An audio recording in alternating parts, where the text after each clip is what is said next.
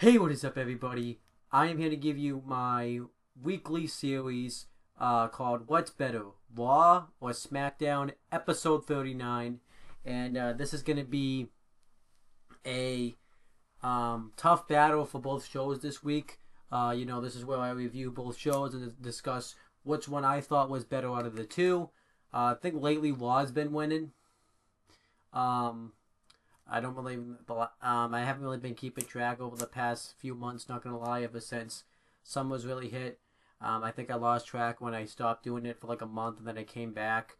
So I have to kind of go back, but I think Raw overall is winning, which is kind of funny because when I originally started doing this series, SmackDown was kicking Raw's ass, and then Raw, I would say after WrestleMania, is now kicking SmackDown's ass. So kind of funny how things change.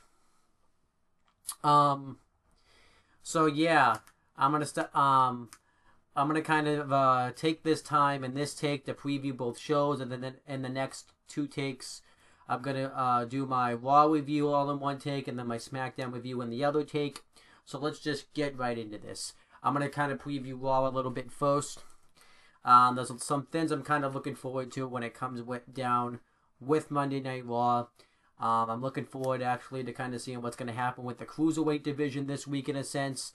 The one thing I love about Enzo Amore being in the cruiserweight division is it kind of gives the cruiserweight division that buzz, that name value, and that's what Enzo Amore does.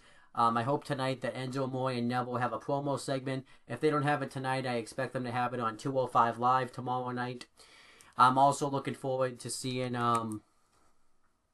what else am I looking forward to seeing?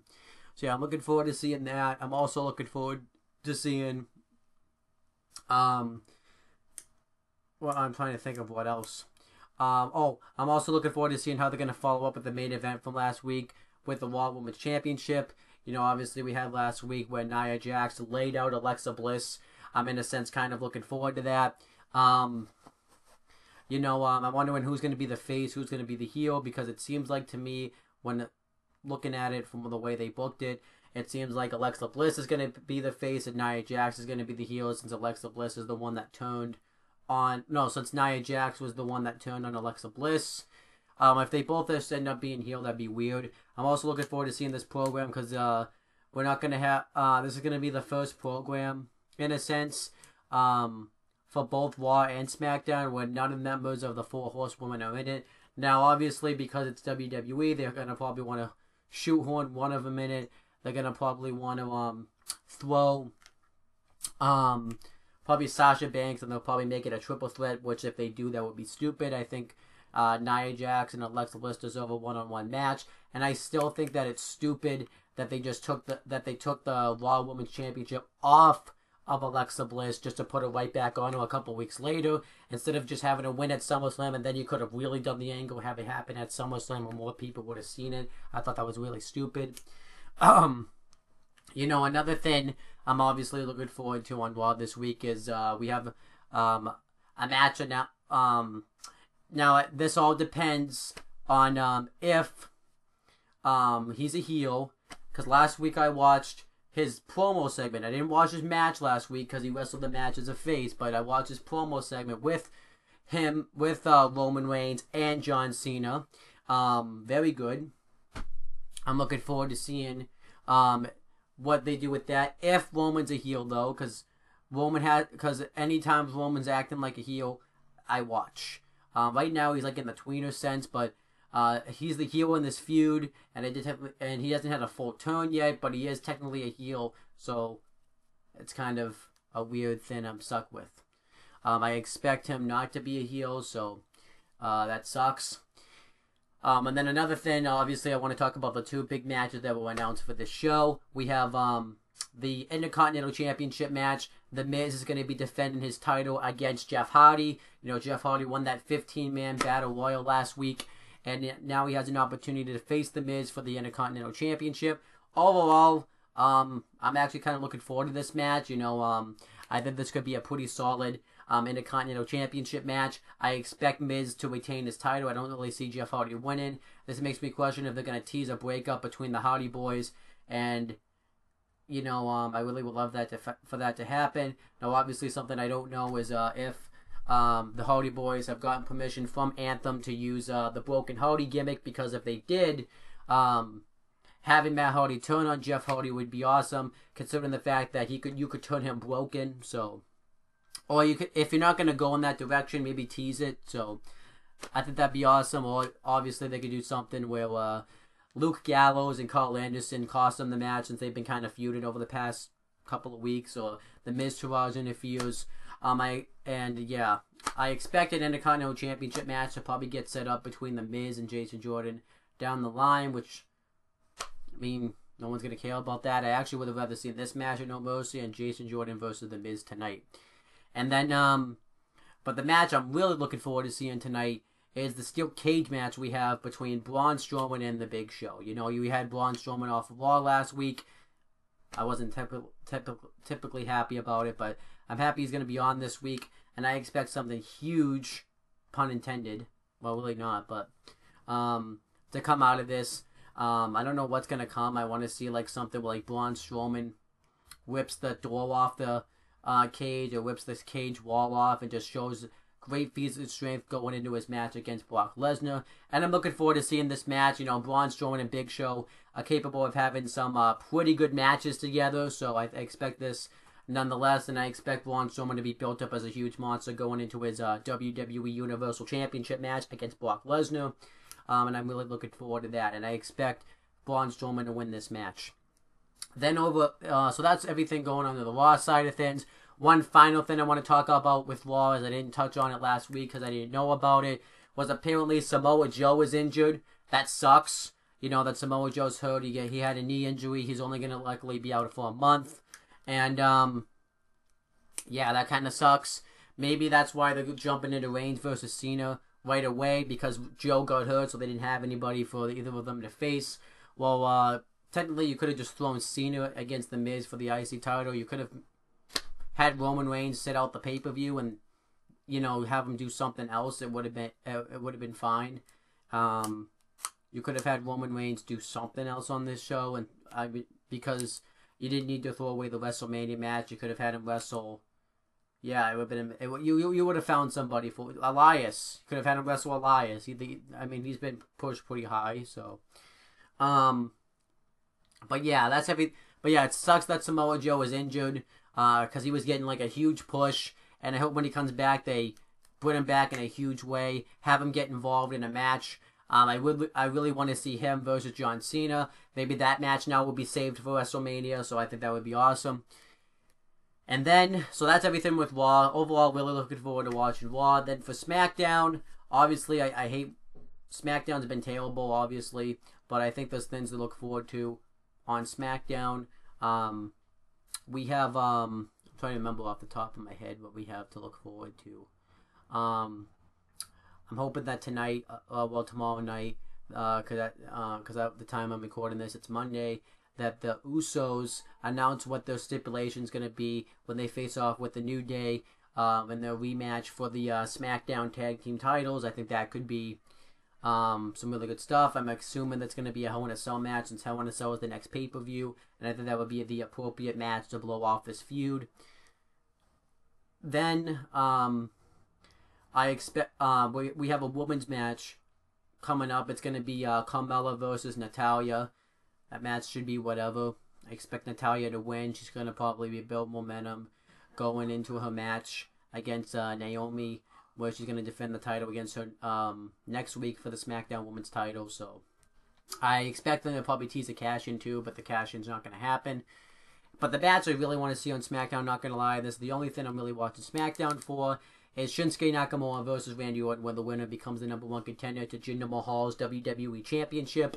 They did a pretty good job building up to that match last week, where they teamed up, and then Randy Orton laid him out with the RKO. I don't even remember if I talked about it last week or not, but I'm looking forward to that match. I expect that match to be actually pretty good, and I expect Shinsuke Nakamura to win that match, I think, because he's still feuded with Jinder Mahal for the WWE title. So overall, I'm really looking forward to that match. And that's everything to kind of really look forward to SmackDown. Not a whole lot. I don't really know what to expect from SmackDown, because SmackDown hasn't been that great lately.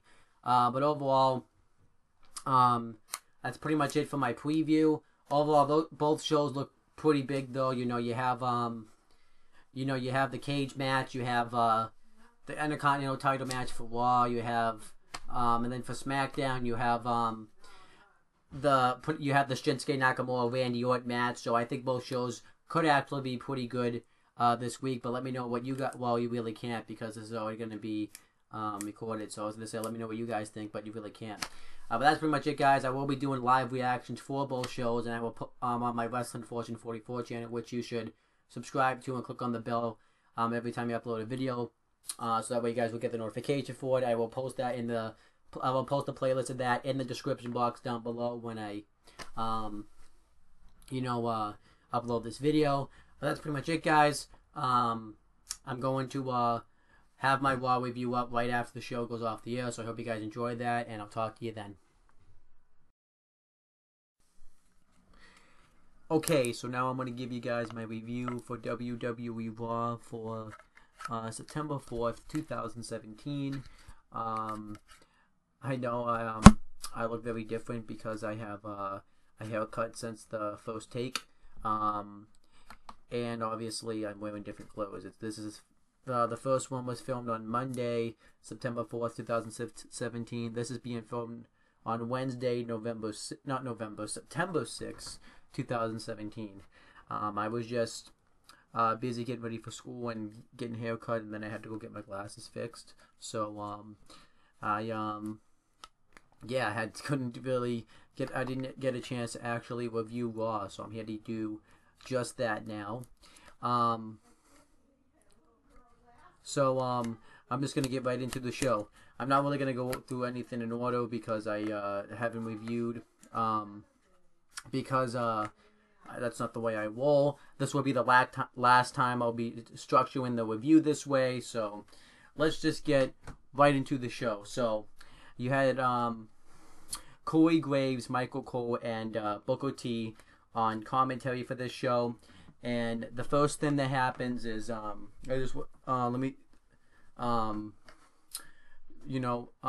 found out that right before Raw was going to go on the air that Jason Jordan was going to face off against John Cena, and he cuts an interview right before the show. Mike Rome interviews him, and we have the match. The match actually I thought was a pretty good match. I thought Jason Jordan showcased his skills pretty well. Obviously, John Cena won with the AA since he's going up against Roman Reigns at No Mercy. I guess Jordan's push has fallen off quicker than anybody else has. I think. He lost the Battle Royal last week. He lost at SummerSlam. He lost to Finn Balor 2 weeks ago. So he just really, I think they've just given up on it because he didn't get over and stuff. The only thing that could save his career is if he turned heel. Then they buried him even more because afterwards Roman Reigns came out and he pretty much says that if you were he talks to John Cena, and he tells John Cena that if he was the competitor that he says he is, he would have been able to easily dispose of Jason Jordan. Unless he was just lying. John Cena says that John Cena and Roman Reigns go back and forth. John Cena talks about how he doesn't respect Roman Reigns because he hasn't had to work for anything because he's always been the hand-picked guy, and he respects people like The Miz, who's had to work hard for what he has and stuff like that. And then he makes a comment about how Roman Reigns' fly was down, and Roman Reigns was like, "You would be looking down there because that's where the big dog is." And they just kind of go back and forth. It was about the same stuff they said last week, except they didn't really go as far, and the segment wasn't as great. But I still thought this was a good segment and a nice way to build up to that match. And Roman Reigns, I think, is doing some great heel mic work here. I really wish this would be so much better if they had actually had him as a full-blown heel, but they haven't gone in that direction, which is a shame. Next, Sheamus and Cesaro easily squashed Beauty and the Man Beast, while Dean Ambrose and Seth Rollins were on commentary. Sheamus defeated Rhino with the blow kick, and this was pretty much used to make Sheamus and Cesaro look strong going up against because they're going to be going up to face Dean Ambrose and Seth Rollins for the Raw Tag Team Championships in their rematch clause at No Mercy. So I actually was fine with this. It wasn't anything special, but it was fine. Then later on in the night, Dean Ambrose and Seth Rollins wrestled Luke Gallows and Carl Anderson. I know they've been calling themselves this for a while, but I didn't know it was like a full name. I guess they're called the Good Brothers now. I don't really care for that tag team name, but I guess that's the official team name. They actually had a pretty good match. Gallows hit the double choke bomb on Ambrose, and they got the heat on Dean Ambrose for a while. Seth Rollins got the hot tag. They both hit double suicide dives onto Gallows and Anderson, and then eventually the finish comes when because Sheamus and Cesaro were out there earlier in the match arguing with the Good Brothers, and then they try to get involved and cost Dean Ambrose and Seth Rollins the match, but the interference doesn't work. So Ambrose and Rollins are able to defeat the Good Brothers anyways, and they beat him with like a roll-up, I think. The Good Brothers get upset. They knock Sheamus and Cesaro out of the ring, and then Sheamus and Cesaro go in the ring and beat up the Good Brothers. I didn't think the match was bad, but I was actually enjoying it. I was enjoying the match pretty well.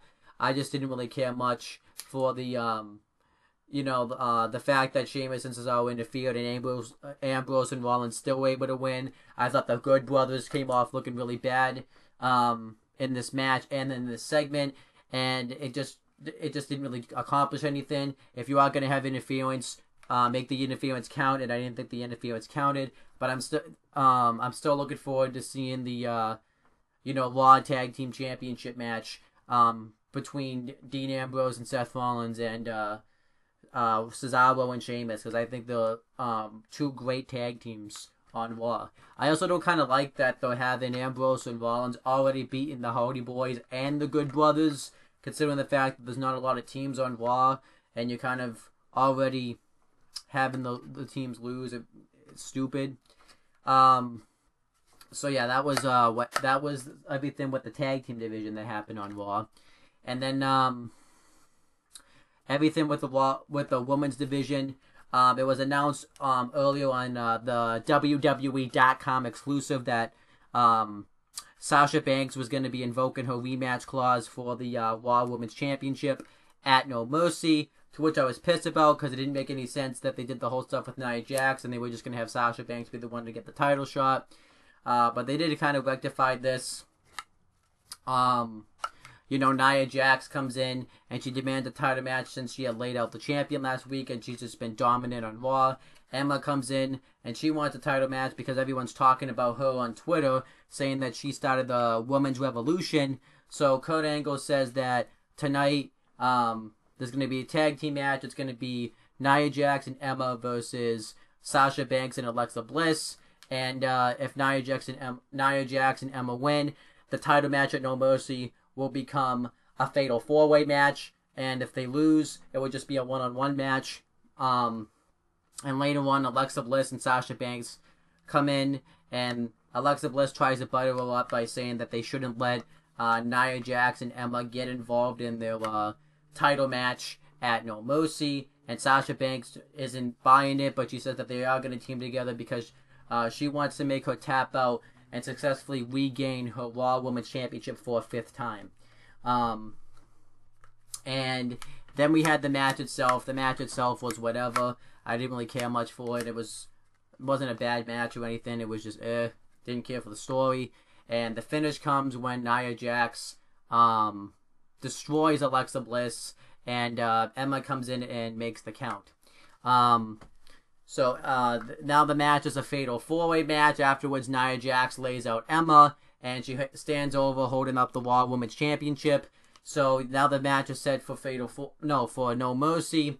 It's going to be a fatal four-way match. Alexa Bliss defending her Raw Women's Championship against Sasha Banks, Nia Jax, and Emma. I really don't care for the fact that it's a fatal four-way match. It just seems like they just threw all the women together at once, and just, all the available women, and just threw them into one big match. Why is Emma in this match? She's been pretty much a jobber for a while. If all honestly, this really should be a one-on-one match between Alexa Bliss and Nia Jax. Because of the angle last week, maybe that's coming, but I think this is pretty stupid to kind of go in this direction. And, but yeah, that was that. I didn't really care much for that. Then we had the Cruiserweight 6-man tag team match. It was Enzo Amore. Cedric Alexander, and Grand Metalik versus Tony Nese, Noam Dar, and Drew Gulak. It was pretty much the exact same match and the exact same promo that they did on 205 Live, which makes it kind of a waste of time to watch 205 Live. Enzo Amore thumbs Drew Gulak in the eyes, and then he hits Eat Defeat on him for the win.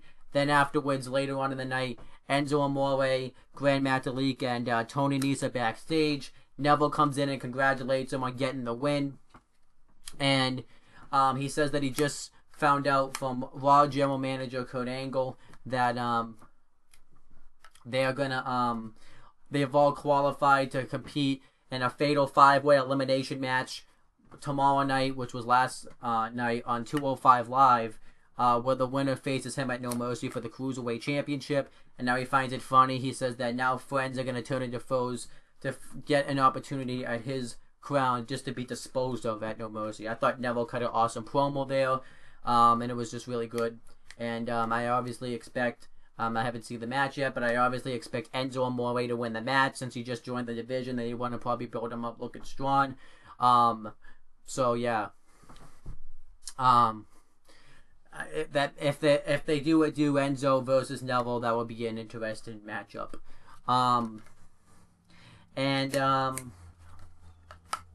Then what else happened? Want to make sure I didn't miss anything. There was something else on the show that I want to make sure I didn't miss. There was like another, because I know there was like one more match on the show. Because I covered the John Cena stuff. I covered... Oh, I remember one thing. We had a Intercontinental Championship match on the show. I don't know how I forgot about it. Where it was Intercontinental Champion The Miz with Bo Dallas, Curtis Axel, and Maurice ringside versus Jeff Hardy with Matt Hardy ringside. Earlier in the night, the Hardy Boys cut an interview talking about how Jeff Hardy was going to regain his Intercontinental Championship. Matt Hardy was acting very broken in that match, which I thought was actually pretty cool. And it had me excited, hoping that possibly the broken gimmick will come into WWE one day. And then, what else? We had the match itself, and this was a really good match.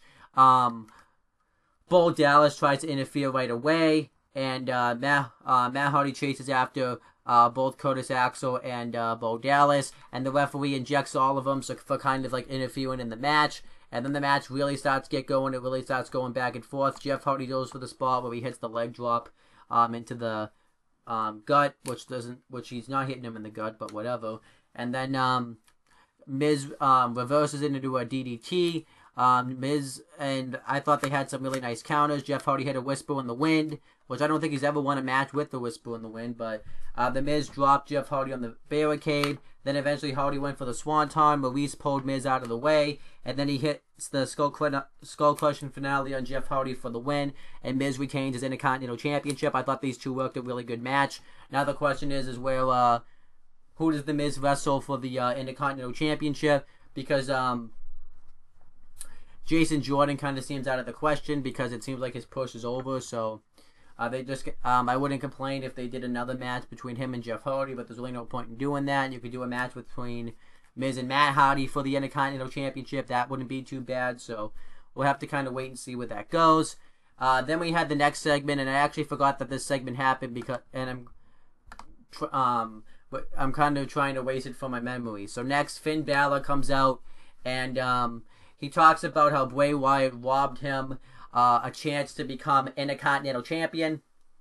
So he wants he wants Bray Wyatt to get his ass to come out here so he can kick his ass right now, whether he's the Demon or whether he's the Demon King or whether he's regular Finn Balor. Then Bray Wyatt comes up on the screen, and he talks about how when he was young, he used to go hunting and he would use a crossbow to kill rabbits. But then eventually he realized he didn't need that crossbow to kill that rabbit. All he needed was his bare fists. And pretty much what this was supposed to sum up was that Finn Balor didn't really beat Bray Wyatt at No Mercy. It was the Demon King that defeated Bray Wyatt at No Mercy. So he wants Finn Balor to come in, without his demon. He wants him just to come in without the face paint and face Bray Wyatt like a man. So Finn Balor accepts, and he says, and Bray Wyatt says that he's going to crush him like he's that little rabbit, and you better be like that little rabbit and run. And then that was the end of the promo. Overall, I hated this segment. It was just Bray Wyatt talking a bunch of mumbo jumbo. And it's just a lame feud that I don't care about. And yeah, but now at No Mercy, we're gonna get Bray Wyatt versus Finn Balor. Then we segue into the main event. Earlier in the night, Braun Strowman had an interview segment where he talked about how he doesn't think it's fair that he has to compete in a steel cage match against Big Show, but Brock Lesnar gets to sit at home while he does all the wrestling. But he said that that's fine because he's going to absolutely hurt Big Show in the main event tonight. And then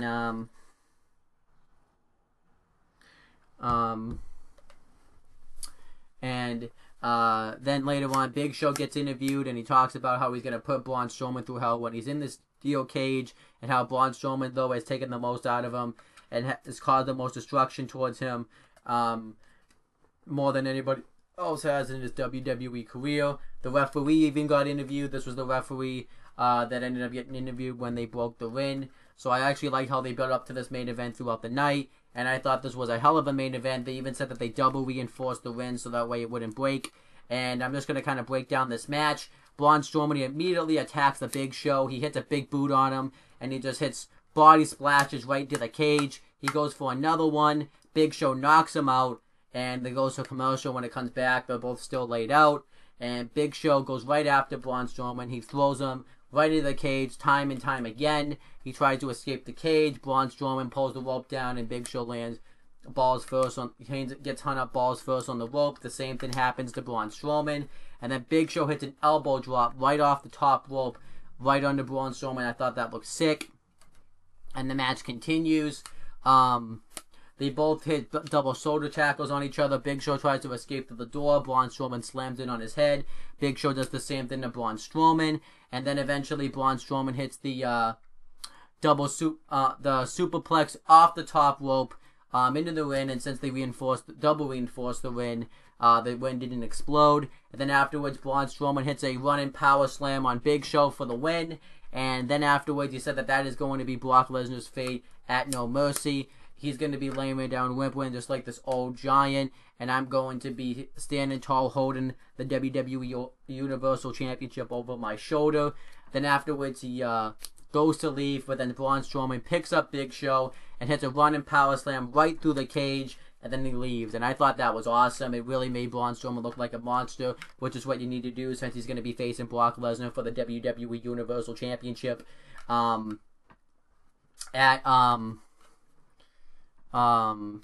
No Mercy. And overall, I actually thought Raw was a really good show. I would say the hour number 1 and hour number 3 really make this show. You had a good match between Jason Jordan and John Cena. You had the Cruiserweight stuff that was, I thought, in the middle. I thought it wasn't too bad. I liked the Intercontinental Championship match. I liked, was something else. There was other stuff I liked on this show. I didn't mind the stuff they did with the tag matches. The only stuff I really hated was the Finn Balor, Bray Wyatt stuff. The woman stuff I just didn't care much for because I don't care about the story. But everything else I thought was pretty well done. I can't really think of anything else I hated. And I thought they did a really good job building up to No Mercy. So if I had to rate the show, I'm going to probably rate the show a 7.5 out of 10. I thought it was actually, a really good show. I don't think it was 8 out of 10 quality, though, just because the second hour was kind of dull and boring, which kind of affected the show. So overall, those are my thoughts on Raw. Now I'm going to go and make sure you click on the playlist down,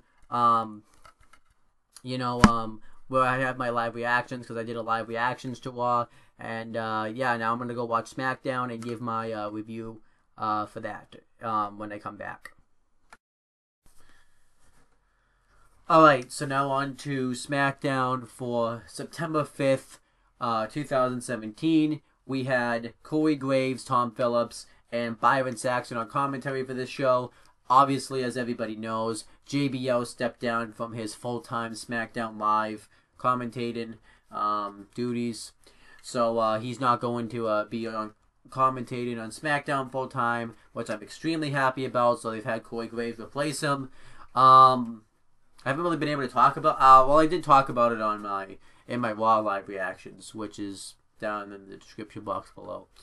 The whole live reactions page I have on my Wrestling Fortune 44 account, which you guys can subscribe to. I actually like that idea, just because I think having Corey Graves on both shows makes the show better. It actually has improved the commentary on SmackDown a lot. It's actually made Byron Saxton better on commentary, because I think him and Corey Graves just have such great chemistry when they work together. I even think he actually makes Tom Phillips somewhat bearable. And obviously, as I mentioned, he's not going to be doing commentary on 205 Live anymore. He's going to be taken by Nigel McGuinness, which I don't know why they would do that. I mean, I'm fine with Nigel McGuinness being on the main roster, but what if Corey Graves is already on SmackDown? Why not just leave him out there? It doesn't really make any sense. I just personally don't think it makes any sense for Corey Graves to not. If he's already, you already fly him out anyways. You already flying him out anyways to do 205 Live. Why wouldn't you? It doesn't make any sense. But yeah, I'm really happy that I think the commentary team has improved tremendously. So, I'm going to kind of structure this like I did with my Raw review, just talk about all the angles at once. So, I want to just talk about this first angle because, it was awesome. Right when SmackDown opens up, Carmella was just in the ring. Your Money in the Bank contract winner did not get an entrance, which was stupid. They did rectify it, but I'm just saying, she's the Money in the Bank contract holder, and yet you don't have her, have an entrance. So she was with James Ellsworth. James Ellsworth was introducing her, but instead Kevin Owens comes out and he announces that he's been named the special guest referee for this match. This was a way he was going to mess with Shane McMahon again. Shane McMahon comes out and says that he's not going to have any of this nonsense go down again like last week. Carmelo and James Ellsworth leave, and Kevin Owens and Shane McMahon go back and forth. Kevin Owens talks about how he didn't want to be, how Shane McMahon never wanted him. Shane McMahon runs down Kevin Owens. He talks about how he's claimed that Kevin Owens has blamed him for the reason he hasn't been able to win back his United States Championship. But he makes sure he pretty much states everything that happened at SummerSlam. I did warn you and AJ Styles that if you guys put your hands on me, then I would retaliate. And then at when you were able to pick the referee on SmackDown a couple of weeks ago, Baron Corbin quit on you as a referee, and then Kevin Owens says, well, no, he didn't quit on me as a referee. He only quit because you came out there and pulled him out when he was trying to do his job. And he talks about how Shane McMahon never wanted him on SmackDown, and then you know he says that he said that he didn't want to be on SmackDown either. He'd rather be on Raw because he was the main event of Raw. And then he talks about how when Kevin Owens was on Raw, though, he got handed the WWE Universal Championship, which is true. And he talks about how on SmackDown, things get earned around here. You don't get championships and opportunities just handed to you. And then Kevin Owens says that all Shane McMahon is just trying to stay in the spotlight. You know, he's jumping off Hell in a Cells. He's coming out with his kids and, having him do his entrance. And Shane McMahon warns him not to mention his family. Then Kevin Owens says that he just wants to, knows that his father has never loved him.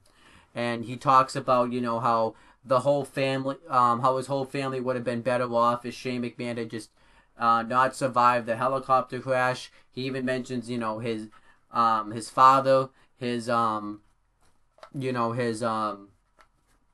and then when he mentions his kids, Shane McMahon snaps. He beats the crap out of Kevin Owens. He tackles him over the announce table, which he messed up at first, and he just starts beating the crap out of Owens. People backstage have to come break this up. It gets to the point where Daniel Bryan comes out and breaks it up. And, Shane McMahon realizes he messed up and he lost his temper. So, and Daniel Bryan was like, what the hell are you doing? So then later on backstage, right after this, Kevin Owens is being helped to the back. And Daniel Bryan comes up and apologizes to Kevin Owens. And, then Kevin Owens says that he's going to pretty much sue the WWE. He's going to pretty much make this the Kevin Owens show. He's going to take down the WWE. He talks about how he's going to make Shane McMahon and the WWE's life a living hell. So then you see Shane McMahon's really concerned backstage. Later on in the night, Daniel Bryan gets a call. We don't know who it is yet, but we obviously are supposed to assume it's Vince McMahon because of the way he was talking. And pretty much he gets ordered immediately to have Shane McMahon come down to the ring. So Daniel Bryan comes down to the ring. He calls out Shane. What I liked about this is when Daniel Bryan and Shane McMahon came out, they made this segment feel real. They didn't come out with any theme song, so anything. They just came out. And Daniel Bryan tells Shane McMahon that they have to be professionals here. There was times where The Miz kept talking trash to Daniel Bryan, saying he was never going to wrestle again on Talking Smack a bunch of times. And there was times he wanted to punch The Miz in the face, but he thought better of the job and the company. And Shane McMahon says that he lost his temper.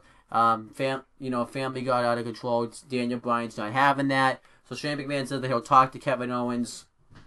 But Daniel Bryan says it's too late for that. He says that he got off the phone with his father, the chairman and the CEO of WWE, Vincent Kennedy McMahon.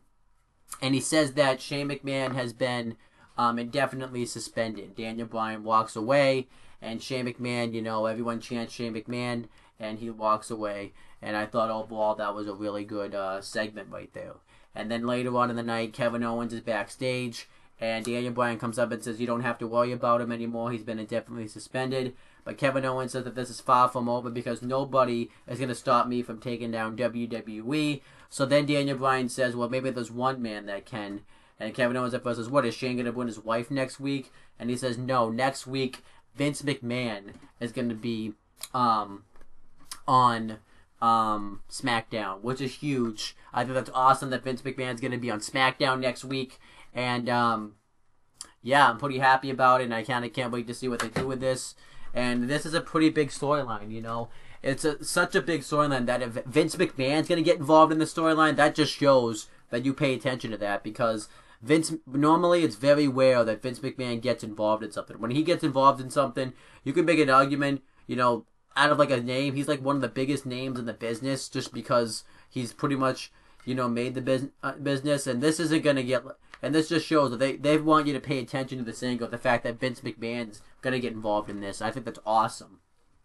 I can't wait to see what Vince McMahon does next week, and see how they kind of follow this up. And I'm wondering what Vince we're going to get. Are we going to get the heel Vince McMahon, or are we going to get the face Vince McMahon? I hope we get heel Vince, because heel Vince is just awesome. So overall, I I really love this the stuff they did with the Shane McMahon and Kevin Owens feud. I think it's still gonna lead, even though I was saying that in my live reactions, which you like I said is in the playlist down below, that we're gonna probably at Hell in a Cell get Kevin Owens versus Shane McMahon in a Hell in a Cell match, and I think we still will get that match. But now that we have that Shane got suspended, I could see something next week where Kevin Owens just verbally just pisses Vince off, and then Vince unsuspends. I don't know what you call it, but he reinstates Shane, and he says and he makes the match at Hell in a Cell. That I could see happening. But I'm really looking forward to this. And this is huge for Kevin Owens as he gets to get involved in an angle like this. Other stuff that happened on SmackDown is that then eventually we did get the match with Carmella versus Natalya with James Ellsworth ringside. Carmella just came out again and didn't get her entrance again, which was stupid. They have a nice little match. I thought, they worked pretty well together. During the match, James Ellsworth gets up on the apron with the Money in the Bank contract, and he drops it, and the ref asks if she wants to cash in, and she's like, no, no, no, and then Natalya beats her with a roll-up. I didn't really think it made Natalya look as strong as she should have, considering the fact that she's going into a SmackDown Women's title match against Naomi next week, so I think she should have looked a little bit stronger than she did. Then afterwards, Carmella gets upset at James Ellsworth because he's thwarted every attempt that she's had to cash in the Money in the Bank contract. So she verbally insults him, talks about how he's nothing, he's not a human, he's nothing but a vermin and stuff. And he talks about how his mom should have given him up at birth. And she says that she always sticks that lump where his chin's supposed to be in her business. So she says that they're through. But then later on backstage, James Ellsworth apologizes. He says that he's right, and he says that he's not going to mess up. He'll do everything her way. And Carmella stops him from talking and says, "You're right. We are going to do this my way." They kiss, and then she smacks him in the face. And the way that James Ellsworth looked, it looked like that he was violated. So I don't know what the angle they're trying to go for. If they're going to have obviously they won't say if they're going to have James Ellsworth just be like the sex slave to Carmella. And I think that could be pretty entertaining. And it's a way for Carmella to get heat. So I'm actually happy. I was actually originally mad that they had Carmella get rid of her heater, because that's what James Ellsworth was. But now it looks like she's going to be abusing James Ellsworth, and I don't know if it's going to lead to him costing her her cash in and making her fail, which I hope doesn't happen. Because I need to rectify somewhat watching that shitty Money in the Bank pay-per-view. So I need to rectify that. So hopefully if Carmella needs to succeed in her cash in. But yeah, overall I thought that was actually some pretty good stuff. And then one thing I didn't care for on the show was they had Sami Zayn versus Aiden English. It was stupid. Aiden English jobbed him out. Sami Zayn missed a crossbody and he lost in a minute. What are they doing with Sami Zayn? I really hate it. Sami Zayn is he's just been booked like a geek. And I thought him coming to SmackDown would have improved. But I quite frankly, he was better off just being on Raw. Because at least on Raw, he was in top feuds. At least, even though he wasn't winning those feuds, at least he was, featured a lot more on Raw. He was feuded with, Braun Strowman, Samoa Joe, Kevin Owens, even though that was, post-brand, before the brand split. But, at least on Raw, he was wrestling all the big names and feuded. On SmackDown, he loses to guys like Aiden English. The hell? And and I like Aiden English's gimmick, but I hate the, why do they do it during commercial? Air that stuff. People want to see that. Dumb. I also didn't like the fact that the Usos picked the stipulation for the SmackDown Tag Title match to be a Sin City street fight, where they pretty much can have all three members of the New Day just get involved. That was stupid. I'm looking forward to the match, but I just think that didn't really make any sense. what else did I, so that was pretty stupid. There was something else on SmackDown I didn't care for. Oh, I remember what it was. It was the whole Dolph Ziggler thing. So, he comes out like he's going to have these gimmicks. At first, he doesn't come out. He just comes out like Dolph Ziggler. Fuck Dolph Ziggler.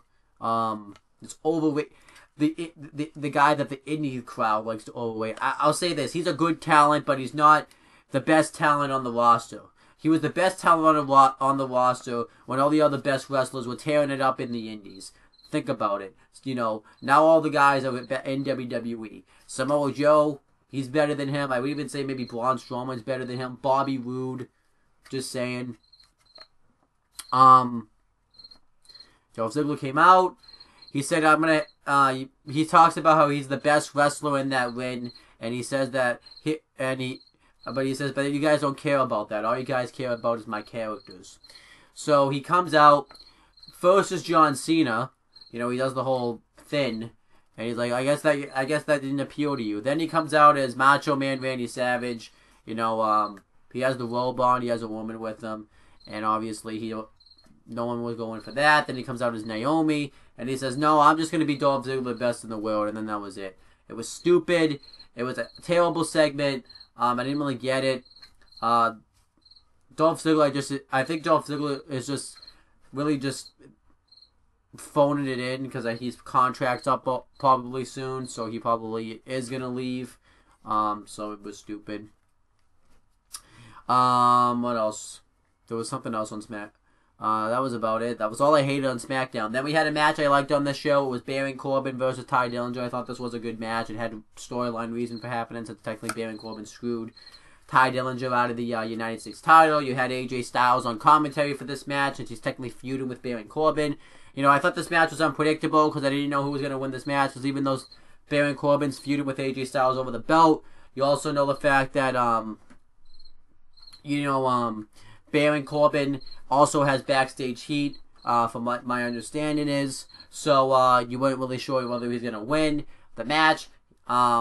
Immediately he goes outside and he talks trash to AJ Styles. Ty Dillinger immediately hits a suicide dive right on the floor, beats the crap out of Baron Corbin. Then Baron Corbin hits a chokeslam backbreaker on him, and then he just starts dominating Ty Dillinger, and he just beats the crap out of him, talks trash to the fans, but then Ty Dillinger starts to make his comeback, and eventually Baron Corbin hits a wicked shot right to the face. He sends him ribs first into the steel post, and then he hits the end of days for the win.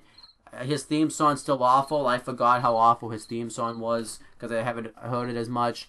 And then later on backstage, AJ Styles goes up to Ty Dillinger and he talks about how he's been really impressive and he got robbed when they wrestled the first time for the U.S. title. So he said that next week the U.S. Championship Open Challenge is only going to be open to him, and it's official. Next week it's going to be AJ Styles defending the United States Championship against Ty Dillinger. I'm really looking forward to that match. Hopefully it could actually be a match if it happens. And then we had the pretty much the main event segment. It was the whole match between Randy Orton and Shinsuke Nakamura, where the winner was going to receive a future WWE Championship match. Both men cut promos on each other right at the beginning of the show. Randy Orton cut a promo talking about how Shinsuke Nakamura shouldn't get too comfortable when he's in the ring, and he said that he's intent on taking back his title. And Shinsuke Nakamura talks about how Randy Orton may hit people out of nowhere, but tonight he's going to proclaim his destiny and become the #1 contender for the WWE title. They had a match. I thought this was a really good match. And, Nakamura and Orton at first started feeling each other out. They both went for the finishers right away. Orton went for a draping DDT, off the ropes. But Nakamura was able to fight out of it. Randy Orton starts dominating the matchup. He hits a drop kick and he just starts going off on Shinsuke Nakamura. He hits a back suplex onto the announcer's table, and he dominates Nakamura throughout the beginning half of this matchup, and then Nakamura starts to make his comeback. He hits a knee while Orton's proned up against the turnbuckle, and Randy Orton hits a 6 superplex off the turnbuckle. The way that Nakamura sold it looked really cool. Nakamura just started going off on Randy Orton, hitting knees right to the head. He hit, he went for the Keem Sasha. Orton reversed it into a scoop slam, covered him. Nakamura kicked out, and then Nakamura decided to go off on Orton with knees. Then eventually hit a Randy Orton went for an Randy Orton though reversed and hit a draping DDT. He went for the RKO. Nakamura counted into he went for a cross arm breaker, but Orton hold his hands together so that way he wouldn't be able to feel the move, so that he turned it into a triangle choke. Orton turned it into a power bomb. He went for the RKO. Nakamura countered with a knee to the spine, like a back stabber, and then he hit the Kimsasha on Orton for the win. And now Shinsuke Nakamura is the #1 contender to the WWE Championship. He's going to be facing Jinder Mahal probably at Hell in a Cell, and hopefully wins the title. I hope. And that was SmackDown. I thought SmackDown actually was a really good show this week. If I had to rate it, I rated it 8.5 out of 10. I thought it was really good.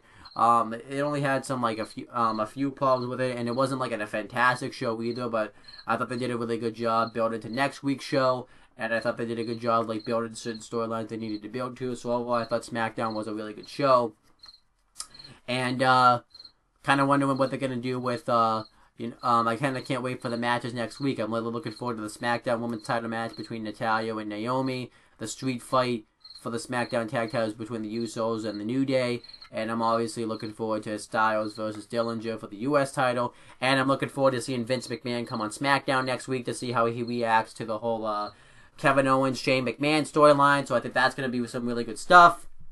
And yeah, I can't wait. I'm excited for SmackDown. I think the past 3 weeks since after SummerSlam, SmackDown's actually been better. I don't think it's you've had some really good stuff. I even forgot to mention this, but they did a little video package for Bobby Roode showing everything that he's ever done in WWE. I'm not mad that he wasn't on the show because they did do something with him. I don't think it's gonna hurt him to miss a show, so that's cool. Yeah, and I can't wait to watch SmackDown next week. So I'm pretty happy about it. So overall, as everybody knows, I rated SmackDown better. I thought SmackDown was a better show than Raw was this week. I think SmackDown just really did a better job just hyping me up for their shows. I just thought it was overall the better show. The Kevin Owens, Shane McMahon storylines was great. The main event was really good, and I just thought SmackDown overall was a better show.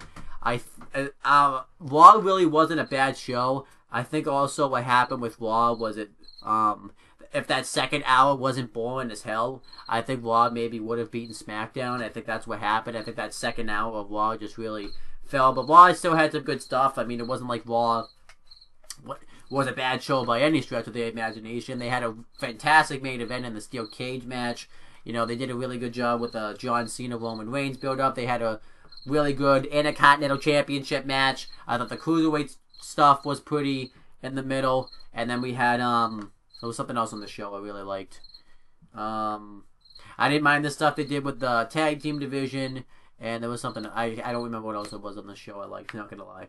But I thought SmackDown, I thought Raw had some good stuff, had a good show overall, but I think SmackDown just overall, I think with that Shane McMahon Kevin Owens storyline alone, it just I think because it took out so much TV time, I think it really made it a better show. But they also had that really good Nakamura Randy Orton match. You had that good Ty Dillinger Baron Corbin match, and they just really, I think, did a better job building up to next week's show. So overall, I thought SmackDown was a really good show. Ratings wise, though, next week, I think SmackDown is going to get better rated. You would think Raw would try to make people want to watch since football season's coming back, but I guess not. But overall, that's pretty much it, guys. Thank you guys for watching this video. Please make sure you guys like, comment, and share this video so that way people will watch it. Make sure you guys subscribe to this channel for more content and click on the bell so that way every time I upload a video on this channel, you guys will get the notification for it. And make sure you guys do the same thing for my Owen the Talking to the YouTube channel. And that's pretty much it, guys. Talk to you later.